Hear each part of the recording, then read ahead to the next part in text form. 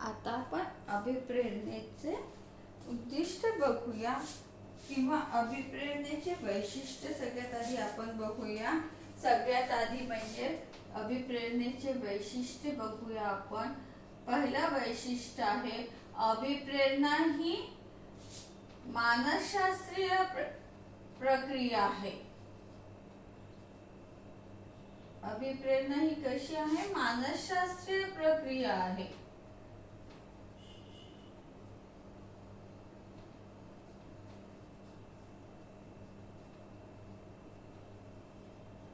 मानसशास्त्रीय म्हणजे काय? तुम्ही एखाद्या व्यक्तीला कार्य करण्यासाठी ज्यावेळेस अभिप्रेरित करत असता, त्याला काम करण्यासाठी चांगल्या पद्धतीने काम करण्यासाठी प्रेरित करत असता, त्यावेळेस तुम्ही काय करत असता? त्याला मानसिकरित्या तयार करत असता. बरोबर आहे ना? जसं आपण बघा, एक साधं उदाहरण देते. आपण म्हणतो की आज माझा मूड नाही, आज माझा मूड खूप चांगला आहे, आज मला हे करायची इच्छा होते, आज मला ते करायची इच्छा होते. हे सगळे आपले काय आहे? मनातले गोष्टी आहेत. बरोबर आहे ना? मानसिकता आहे ती आपली. ज्यावेळेस एखादं काम करण्यासाठी तुम्हाला प्रेरित करायचं असतं, तेव्हा ही प्रक्रिया कशी आहे? मानसशास्त्रीय आहे.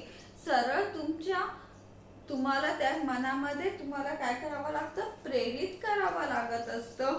ही काही बाहेरून देण्यात येण्यासारखी गोष्ट नाही आहे.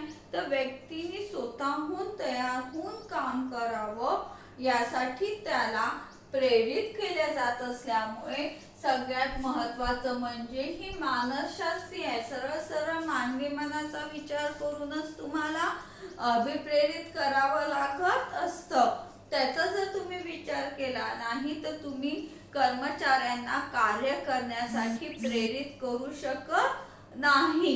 प्रत्येक कर्मचारी किंवा प्रत्येक समूहाचं एक मानसशास्त्र असतं आणि त्या मानसशास्त्राचा अभ्यास करूनच तुम्हाला काय करावं लागत असतं?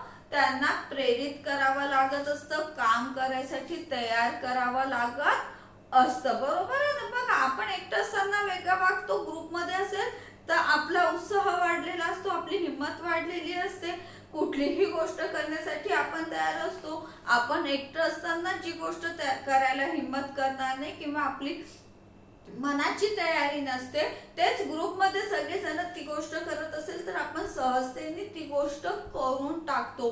हे काय झालेलं आहे? एका व्यक्तीचं मानसशास्त्र वेगळं आहे आणि जेव्हा ती समूहामध्ये असते त्यावेळेस तर त्याचं मानसशास्त्र, त्याचं जे काही आचरण असतं, वागणूक असते, ही कशी असते? वेगवेगळी असते.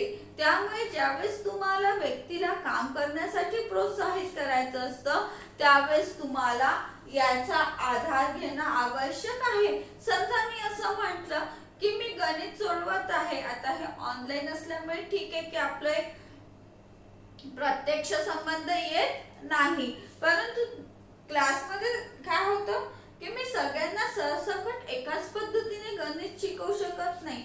माझ्या क्लासमध्ये जर 40 विद्यार्थी असतील तर त्याच्यातल्या 25 विद्यार्थ्यांना मी ब्लॅकबोर्डवर शिकवलेलं गणित सहजतेने समजून जातं, परंतु 5 पोरं अशी असतात की त्यांना ते गणित कळत नाही. काय करावं लागतं?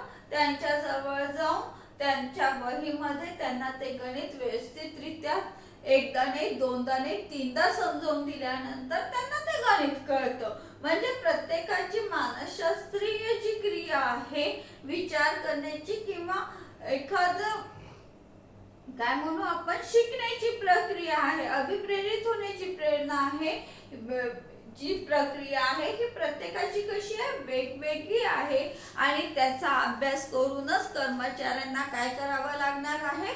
अभिप्रेरित करावं लागणार आहे. त्यानंतर ही अभिप्रेरणा ही कशी आहे? सतत चालणारी आहे. ही प्रक्रिया कशी आहे? सतत चालणारी प्रक्रिया आहे.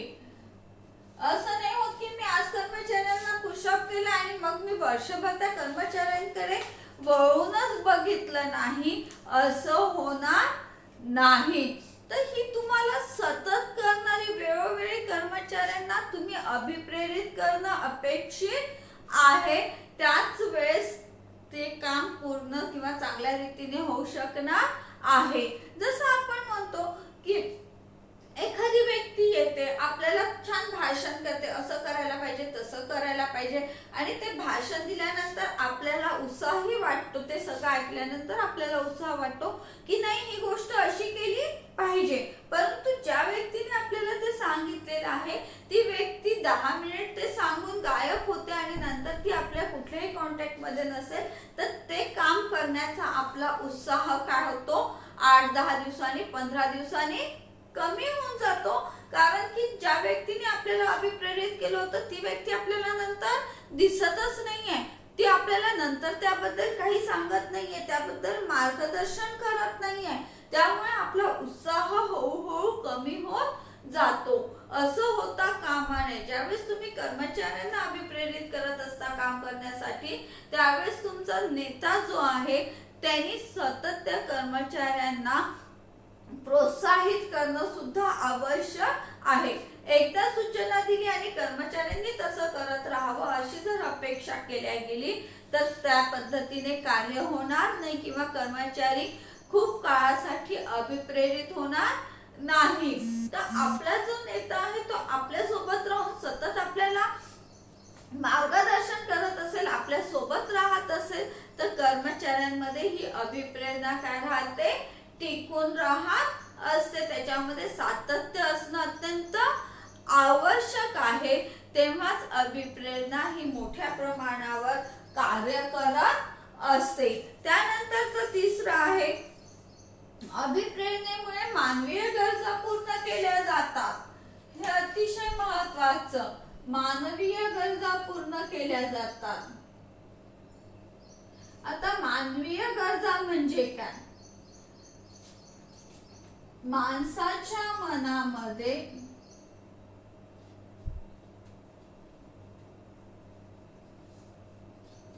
अनेक इच्छा असतात. प्रत्येक कर्मचाऱ्याच्या मनामध्ये काही ना काहीतरी त्या कार्याशी संबंधित, त्या कार्यालयाशी संबंधित त्याच्या काही ना काही इच्छा असतात. कधी मानवीय गरजांमध्ये आपण कशा कशाचा समावेश करू शकतो? पैसा, पद, प्रतिष्ठा, सन्मान, अशा अनेक गोष्टींचा समावेश मानवीय गरजांमध्ये होत असतात.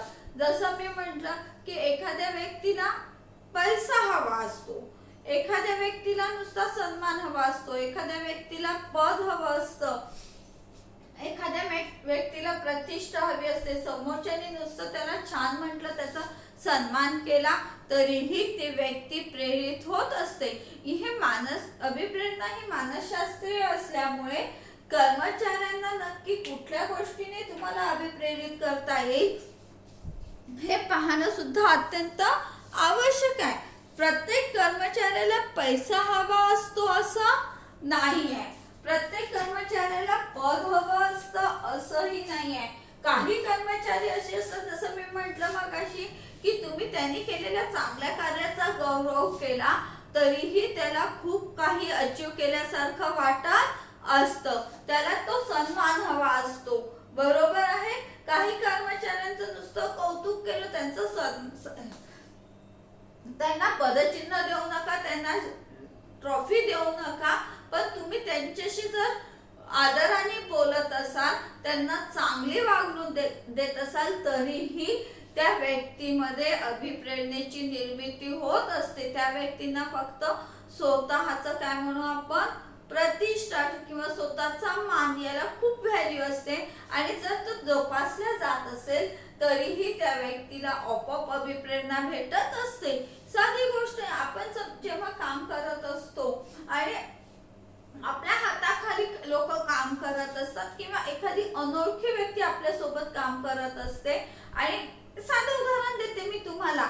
आपण ऑटोने कुठेतरी गेलो, त्याला पैसे देतो आपण ऑटो चालकाला, आणि त्याने आपल्याला चिल्लर दिल्यानंतर आपण जर त्याला फक्त थँक्स म्हटलं तरी पण तो एकदम खुश होऊन जातो. बरोबर आहे ना? की त्याच्या केलेल्या कामाबद्दल त्याने आपल्याला तिथे पोहोचवलं, त्याने मोबदला घेतलेला आहे पैशाचा, पण तरी आपण सहजतेने जर त्याला थँक्स म्हणून दिलं तरीही तो खूप खुश होऊन जातो. बरोबर आहे ना? त्याच्या मनामध्ये एक उत्साह निर्माण होतो की समोरच्या व्यक्तीने माझा आदर केलेला आहे. बरोबर आहे ना? आपण त्याला अरे तुरे न म्हणता आपल्या घरी काम करणाऱ्या मजुरांना किंवा आपल्या घरी काम करणाऱ्या लोकांना किंवा बाहेर अनोळखी व्यक्ती एखादी असेल आणि आपण त्यांना जर अरे तुरे न करता आपण त्यांना मानाने तुम्ही असं करा, तुम्ही तसं करा, आपल्याला असं करायचं असे जर शब्द आपण वापरले तर त्या व्यक्तीमध्ये काम करण्याचा उत्साह निर्माण होत असतो. म्हणजे या व्यक्ती कशा आहे, प्रतिष्ठेच्या आहे, त्यांना प्रतिष्ठा दिली, मान दिला तरीही त्यांच्यामध्ये अभिप्रेरणा निर्माण होत असते. त्यांच्या दृष्टीने पैशापेक्षाही तुम्ही त्यांना जो मान सन्मान देत आहे वागण्या बोलण्यातून हे त्यांच्यासाठी अतिशय महत्वाचं असतं. त्यांनी सुद्धा अभिप्रेरणा निर्माण होत असते.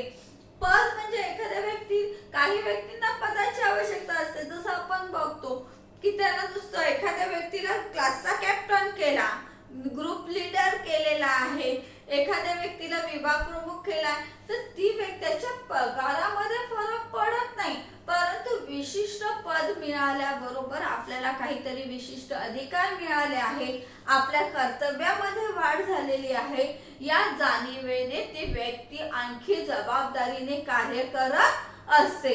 म्हणजे त्या व्यक्तीला एक पद दिलं की तिच्यामध्ये आपोआप अभिप्रेरणेची निर्मिती होत असते आणि ती जास्त जबाबदारीने ते काम करत असते. त्याच्याच बरोबर पैसा, काही व्यक्तींना पगार वाढवून दिला, प्रमोशन दिलं तरीही त्या व्यक्ती जास्त प्रामाणिकपणे मेहनतीने काम करत असतात. आता प्रत्येकाची ही जी मानवीय गरज आहे याची ही लिस्ट खूप मोठी होईल. या ज्या काही गरजा आहे या प्रत्येक व्यक्तीच्या वेगवेगळ्या आहे. सगळ्याच व्यक्तींना पैसा हवा असला तरी प्रत्येक व्यक्ती पैशाला एवढी व्हॅल्यू देतेच असं नाही. आपण म्हणतो काही व्यक्ती अशाही असतात की पैशापेक्षा स्वतःचा मान सन्मान जपणं त्यांना आवश्यक वाटतं. काही व्यक्तींना आपली समाजातली प्रतिष्ठा महत्वाची वाटते, काही व्यक्तींना पद असणं महत्वाचं वाटतं. या मानवीयतेच्या ज्या काही गरजा आहे या जर पूर्ण होत असेल, या पूर्ण करण्याच्या दृष्टीने जर अभिप्रेरणा दिली जात असेल तर ती व्यक्ती जास्त उत्साहाने काम करत असते. अभिप्रेरणा ही अशा प्रकारे मानवीय गरजा अभिप्रेरणेमुळे काय होतात, पूर्ण केल्या जात असतात. ही लिस्ट कितीही केली आपण अगदी स्वतःचाही विचार केला की आपण काम कुठल्या उत्साहाने करतो, तर एखाद्या छोट्या गोष्टीसाठी आपण अगदी आपल्या सोबतच बघा, आपल्या घरात लहान मुलं असेल, आपण त्याला म्हटलं जा बरं तेवढी वस्तू आणून दे, मी तुला एक चॉकलेट देणार आहे किंवा मी बाहेर अंगणात खेळायला घेऊन जाणार आहे, तेवढ्या आईने सुद्धा उत्साहित होऊन ते छोटंसं बाळ पटपट आपल्या गोष्टी ऐकतं आणि करून टाकतं. बरोबर आहे ना? ही जी अभिप्रेरणा आहे ही कोणाला कशा पद्धतीने अभिप्रेरित करेल याचा विचार करून या अभिप्रेरणा समोरच्याला देणं अत्यंत आवश्यक आहे. अभिप्रेरणेमुळे मानवीय गरजा पूर्ण होत असतात. त्याची जी इच्छा असेल त्या जर पूर्ण होत असेल तर अभिप्रेरणा ही मोठ्या प्रमाणावर कार्य करत असते. त्यानंतरचा आपला आहे अभिप्रेरणेमध्ये कर्मचाऱ्यांमध्ये उत्साह व कार्यक्षमता वाढते. उत्साह व कार्यक्षमता वाढते. मगाशीच मी तुम्हाला सांगितलं की जर तुम्ही अभिप्रेरणा योग्य प्रकारे कर्मचाऱ्यांना देत असाल, त्यांना काम करण्यासाठी पुशअप करत असाल तर त्यांच्या कार्यक्षमतेमध्ये आपोआप वाढ होत जात असते. ही कार्यक्षमता कशा पद्धतीने वाढते तर जसं आपण मगाशी बघितलेलं आहे की कर्मचारी 8 तास काम करतो आहे, तर या 8 तासामध्ये तुम्ही त्याच्याकडनं जेवढं जास्त काम करून घेऊ शकत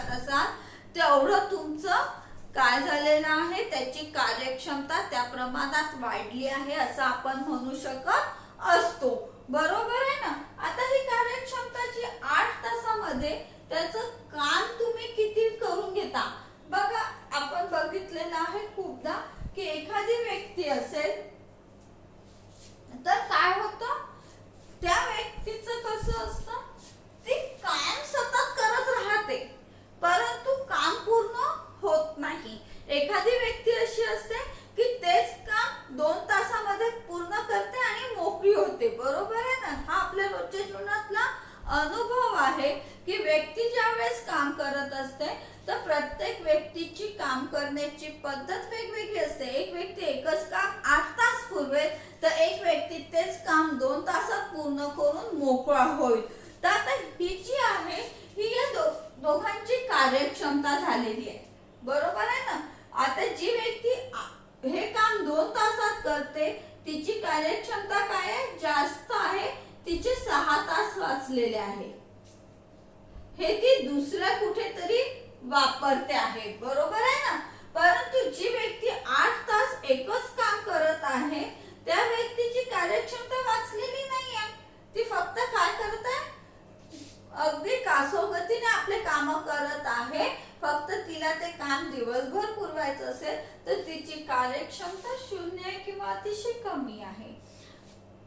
बघा व्यवसायामध्ये काय आहे की तुम्ही श्रम विकत घेऊ शकता. तुम्ही माणसाला कामावर ठेवून त्याचं काय करू शकता, वेळ विकत घेऊ शकता की तू 8 तास काम करणार आहे त्याचा मी तुला 10,000 20,000 50,000 रुपये पगार देणार आहे. बरोबर आहे ना. परंतु त्याचबरोबर त्याच्याकडनं काम करून घेण्याचं कला सुद्धा तुमच्या जवळ असणं अत्यंत आवश्यक आहे. नाही तर ती व्यक्ती 50,000 मध्येही तेवढंच काम करते आणि 10,000 तेवढंच काम करते. बरोबर आहे ना. म्हणजेच उत्साह आणि कार्यक्षमता हे सतत कर्मचाऱ्यांमध्ये निर्माण करावं लागत असतं. ते त्यांच्यामध्ये असतंच परंतु ते तुम्हाला काय करावं लागतं, त्याला सतत प्रोत्साहित करावं लागतं की नाही तुझ्या कार्यक्षमतेमध्ये वाढ कर, तू उत्साहाने काम कर, तू चांगल्या पद्धतीने काम कर, असं सतत त्याला सांगावं लागतं. उत्साह आपण कसा वाढवू शकतो. बघा परत ही एक मानसिक प्रक्रिया आहे असं आपण आधीच म्हटलेलं आहे. मानसशास्त्रीय प्रक्रिया आहे. साधं उदाहरण देते. आपण एखाद्या दिवशी घरून वाईट मूडने निघतो आणि बाहेर निघाला आपला मित्र म्हणतो आपल्याला आज खूपच फ्रेश दिसत आहे, काहीतरी चांगलं झालेलं दिसत आहे तुला. लगेच काय होतं, आपण घरची चिडचिड विसरून जातो आणि त्याला उत्साहाने दुसरं काहीतरी सांगायला लागतो. त्याने काय केलेलं, आपल्याला पुशअप केलेलं आहे. आपल्यामध्ये उत्साह त्याच्या कळत न कळत काय केलं आहे, आपल्यामध्ये एक उत्साह निर्माण केलेला आहे. फक्त त्याने आपल्याला एवढंच म्हटलं की तू फ्रेश दिसत आहे, छान दिसत आहे, लगेच आपल्या मनामध्ये आपण फ्रेश असल्याची भावना निर्माण होते आणि आपले जी काही घरचा प्रॉब्लेम्स असेल किंवा ज्या काही झालेल्या असेल त्या गोष्टी आपण विसरून जातो बाहेर असेपर्यंत आणि खूप उत्साहाने आणि आनंदाने काम करत असतो.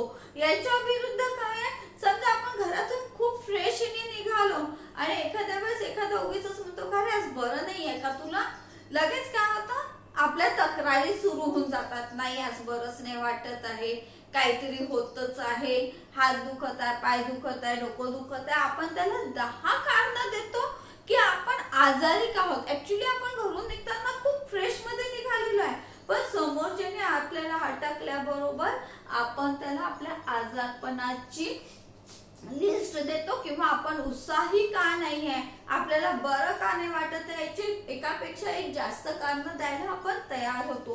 हे काय झालेलं आहे, त्यांनी तुमच्या मनावर केलेला आहे, आघात केलाय किंवा मनाचा कब्जा घेतलाय. दोन्ही परिस्थितीमध्ये बघा मन तुमचं आहे, बाहेरून तुम्हाला पुशअप केल्याबरोबर तुमची मानसिकता तशी घडत जाते. एखादा शब्द बोलतो आणि आपलाच आनंद असलेले आपण एकदम दुःखी होऊन जातो. असंही बरेचदा होतं की आपल्या आनंदावर तो व्यक्ती एका शब्दाने विरजण घालतो. म्हणजेच उत्साह हा तुमच्यामध्ये निर्माण करावा लागतो. बरोबर आहे ना. सतत तुम्हाला त्याच्यासाठी काही ना काहीतरी मोटिवेट करणं अत्यंत आवश्यक आहे, तुम्हाला सतत सांगावं लागतं की तुम्ही चांगल्या पद्धतीने काम करत आहात, तुम्ही उत्साही आहात. हे काम करण्याची क्षमता तुमच्यापेक्षा दुसरं कोणीही करू शकत नाही. एवढ्या चांगल्या कार्यक्षमतेने तुम्ही काम करू शकता. हे सतत ज्यावेळेस तुम्हाला जाणीव करून दिल्या जाते त्यावेळेस आपण आपोआपच काय करतो, चांगल्या पद्धतीने काम करत असतो.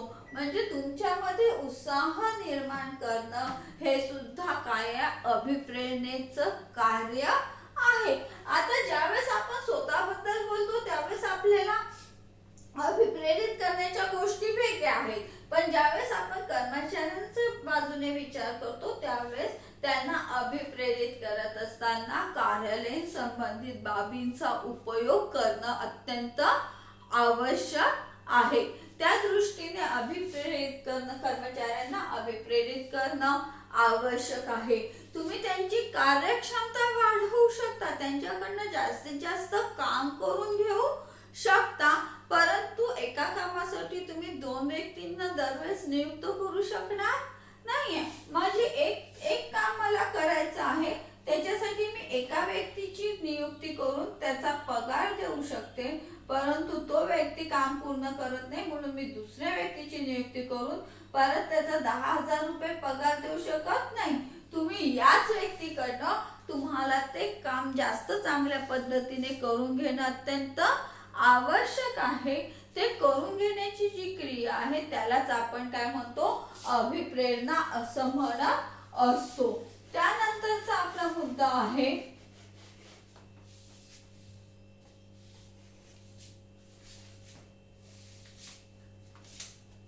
दृष्टिकोनात व्यक्तिमत्वामध्ये.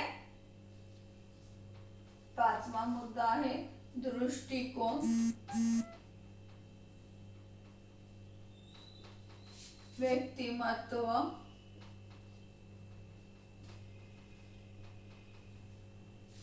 व प्रवृत्तीत बदल.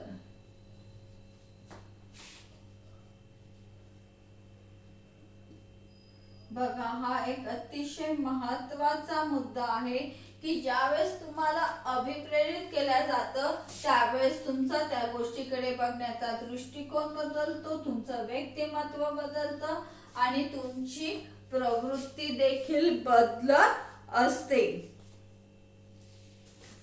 आता दृष्टिकोन कसा बदलतो, जसं आपण मगाशी बघितलं आधीच्या मुद्द्यामध्ये की फक्त बाहेरच्या व्यक्तीने तुम्हाला काहीतरी म्हटलं आणि लगेच तुमचा दृष्टिकोन बदलला. तुम्हाला नाराज असताना नाही, कोणी आजारी किंवा तुम्ही आजारी आणि कोणी म्हटलं अरे फ्रेश दिसत आहे, तर आपल्याला खूप छान वाटतं की माझा चेहरा मरगळलेला नाहीये, मी फ्रेश दिसत आहे. एवढ्या आजारपणात सुद्धा मी स्वतःवर कंट्रोल ठेवून समाजामध्ये चांगलं वावरू शकतो, याचा आपल्याला खूप आनंद होतो आणि लगेच आपण त्या दृष्टीने स्वतःला काय करतो, ठेवण्याचा प्रयत्न करत असतो. ज्यावेळेस आपण व्यवसायामध्ये काम करत असतो आणि कर्मचाऱ्यांना तुम्ही अभिप्रेरित करत असता त्यावेळेस कर्मचाऱ्यांमध्ये जे काम करण्याचा जो दृष्टिकोन आहे हा वेगवेगळा असतो, तो बदलत असतो, कायम राहत नाही. जसं मला एखादं काम करायचं, मला एक गोष्ट आवडत नाही असं म्हणू आणि नेमकं माझ्या नशिबाने मी म्हणेल की मला नोकरी लागली ती तेच कार्य करण्यासाठी लागलेली आहे, बरोबर आहे. आता नोकरी मिळालेली आहे, पगार मिळणार आहे, भविष्यासाठी तो आवश्यक आहे म्हणून मी ती नोकरी घेतली, परंतु मला ते कार्य आवडत नाहीये, बरोबर आहे. मग मी काय करते की काम करायचं आहे म्हणून करते. मग आजूबाजूचं त्या कार्यालयामधलं जे काही वातावरण असेल, माझा बॉस जेवढा चांगला असेल, तो मला जेवढं समजावून घेत असेल तेवढ्या त्या कामामध्ये मला इंटरेस्ट निर्माण होतो आणि मी आनंदाने ते काम करायला लागते, बरोबर आहे ना. म्हणजे समोरच्या व्यक्तीने तुम्हाला तेवढं समजून घेणं किंवा तुम्हाला तशा पद्धतीने ट्रीट करणं अत्यंत आवश्यक आहे की ज्यामुळे तुमचा काम करण्याचा दृष्टिकोन बदलू शकणार आहे. तुम्ही वेगळ्या नजरेने त्या कामाकडे बघून आनंदाने ते काम तुम्ही करू शकाल. हा अभिप्रेरणेचा एक महत्त्वाचा उद्देश असतो.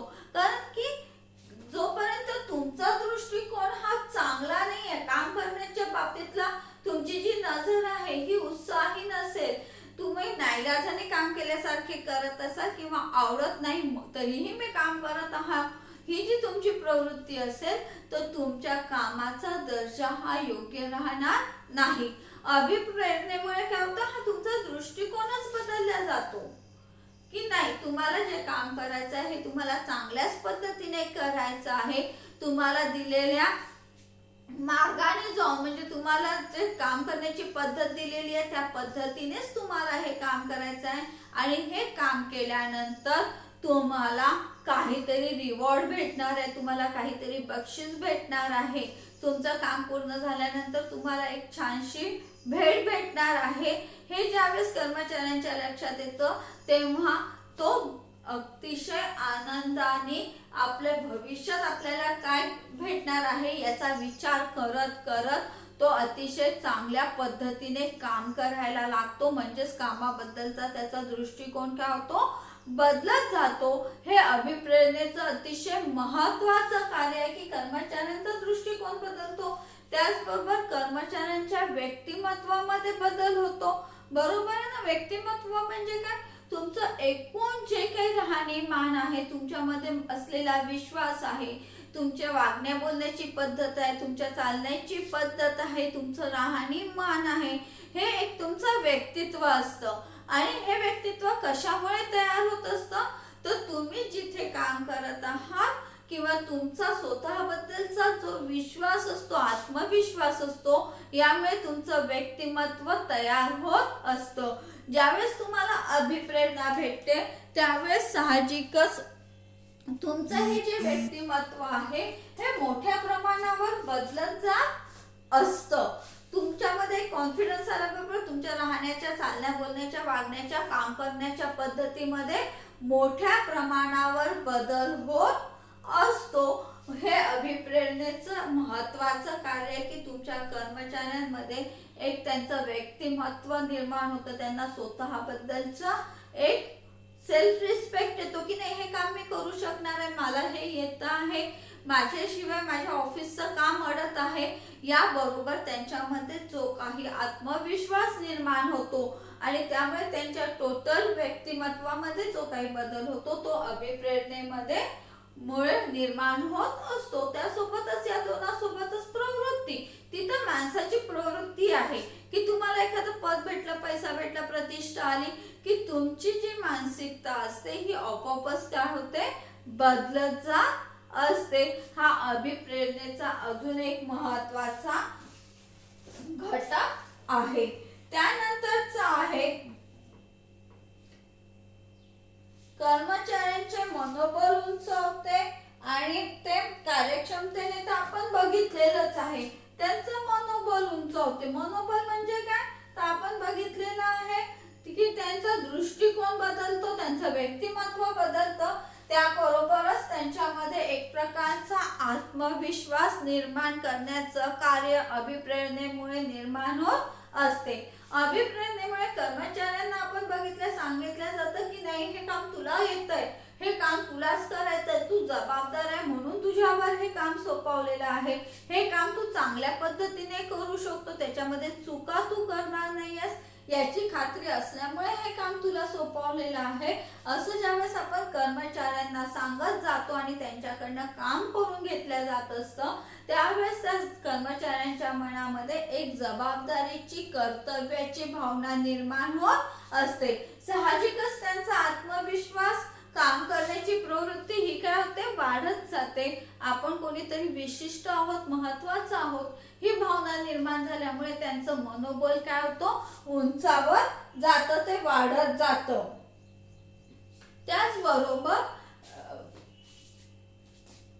एकेची भावना निर्माण होते. शेवटचं आणि महत्वाचं, एकेची भावना म्हणजे काय, आपण सर्वजण एकत्र आहोत, आपण कर्मचारी जे आहोत या संस्थेचा एक घटक आहोत आणि जे कार्य करायचं आहे हे आपल्याला सर्वांना मिळून करायचं आहे, ही भावना सुद्धा कर्मचाऱ्यांच्या मनामध्ये निर्माण होणं अत्यंत आवश्यक असतं.